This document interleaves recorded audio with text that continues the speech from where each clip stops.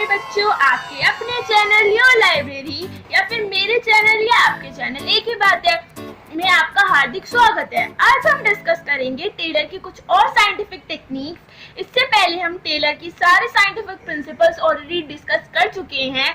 अगर आपको याद हो तो शाम हो गई छोटी दौड़, अगर आप सबने वो नहीं देखी है वीडियो तो प्लीज जाके देखिए और देखिए कि मैंने ये फुल फॉर्म ये शॉर्ट फॉर्म किस चीज की बनाई है।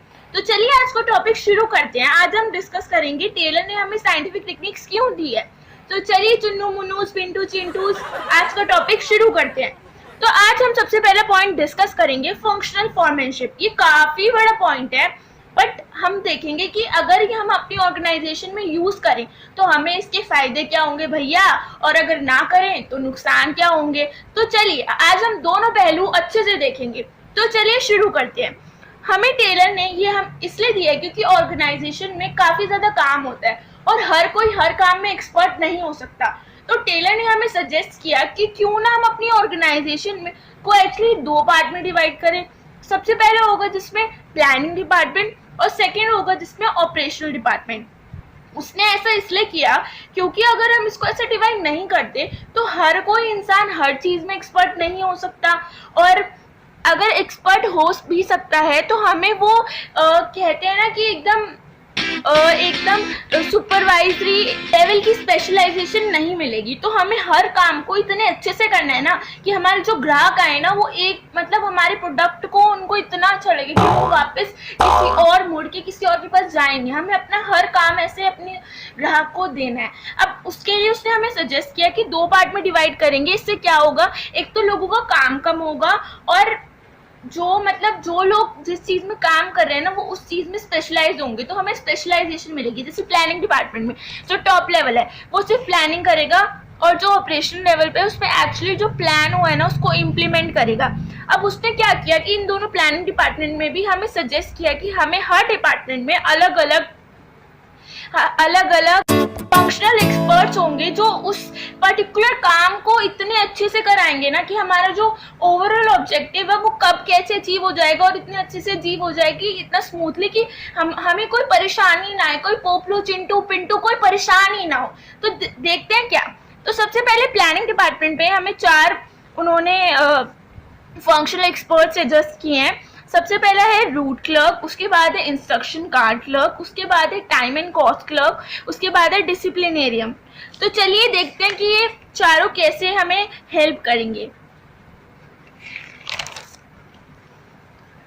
तो हम सबसे पहले देखते हैं कि रूट क्लर्क क्या होता है। जो रूट क्लर्क होता है ना, जैसे कि हमारा पिंटू है, ये हमारा रूट क्लर्क है। ये क्या करेगा कि सबको जो भी हमें काम करना है ना उसका सीक्वेंस ये डिसाइड करेगा। जैसे कि जब हम स्टार्टिंग करते हैं हमें प्लानिंग करनी होती है, उसके बाद प्लानिंग के हिसाब से हमें प्लानिंग में क्या कलेक्टिंग डाटा, सबसे पहले हम डाटा कलेक्ट करेंगे, फिर मार्केट रिसर्च करेंगे, उसके बेसिस पे प्रोडक्शन सोचेंगे, फिर हमें रॉ मटेरियल, वो सब चीज़ें, ये सारे सीक्वेंस ऑफ स्टेप्स यही डिसाइड करेगा कि हमारी ऑर्गेनाइजेशन में जो भी काम करना है वो किस सीक्वेंस में करना है और मतलब कैसे कैसे उसको काम करना है, ताकि कि कोई हौच पौच ना मचे, सब अच्छे से सीक्वेंस में। ये उसकी ये जिम्मेदारी है कि हाँ भाई मेरा तो यही काम है कि सारा स्टेप सेट करना और आगे इन लोगों की मर्जी है भैया उनको कैसे फॉलो करना है, तो ये करेगा हमारा पिंटू।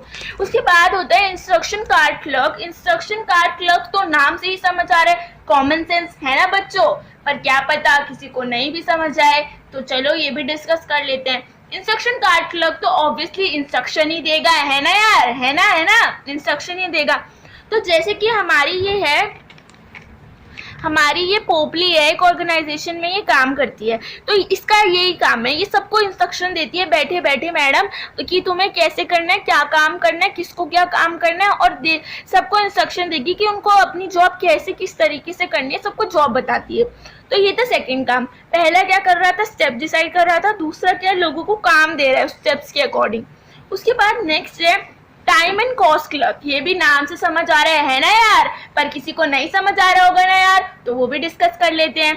तो टाइम एंड कॉस्ट क्लर्क क्या करेगा कि हमारा जो भी काम है वो ये देखेगा कि वो टाइमली हो जाए और वो अच्छे से हो जाए और उसकी जो कॉस्ट ऑफ प्रोडक्शन है वो भी कम रहे। तो कॉस्ट शीट बनाना कि हमारा काम करने में कितने पैसे लगेंगे और मतलब अपना कॉस्ट कम रखना और टाइमली कंप्लीट करना, वही हमारा देखेगा, चाहे वो चिंटू मिंटू पोपलू पोपली शोंडी कोई भी हो वो देखेगा।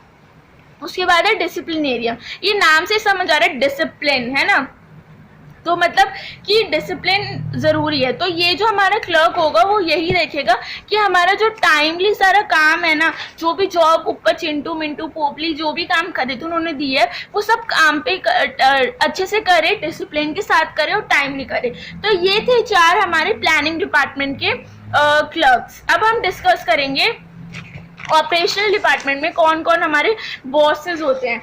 तो बॉसेस होते हैं हमारे gang boss, speed boss, repair boss, inspector है ना, जीएसआरआई।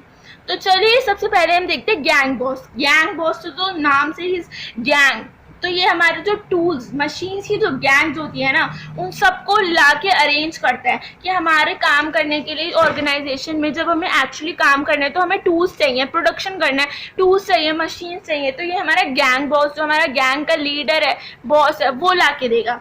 उसके बाद स्पीड बॉस। बच्चों स्पीड बॉस मतलब हर चीज़ को अच्छे से स्पीड में करना। तो हमारा जो बॉस होगा, चाहे शॉन्टी हो, चिंटू मिंटू मोटू पतलू कोई भी, वो ये देखेगा कि हमारा काम टाइम से और जल्दी जल्दी काम हो, जो भी मैन्युफैक्चर कर रहे हैं। रिपेयर बॉस नाम से समझ आ रहा है कि हर चीज़ को रिपेयर करने जाएगा। जैसे कि हमारा डिलीशियस बिस्किट ऑर्गेनाइजेशन में कोई हमारे मैन्युफैक्चर करने के लिए जो भी बिस्किट मशीन चाहिए होती है वो ख़राब हो जाती है, तो ये हमारा है मोटू, ये सब मशीन्स को ठीक करता है जल्दी जल्दी जाके, इससे पतला हो गया है ना, तो ये इसका काम है। उसके बाद है इंस्पेक्टर।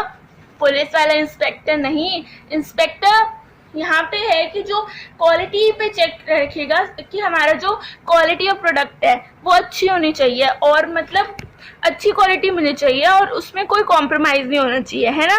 तो ये हमारा अगला जो इंस्पेक्टर होगा वो लास्ट इसमें डिसाइड करेगा। तो ये था फॉरमैन, फंक्शनल फॉरमैन, जो आज हमने इस वीडियो में डिस्कस किया। अगर आपको वीडियो अच्छी लगी हो तो प्लीज़ लाइक शेयर और सब्सक्राइब करें। अगर नहीं भी लगी हो तो मुझे कमेंट बॉक्स में बताएं कि क्यों नहीं लगी। तो thanks for watching. If you like my video please like share and subscribe.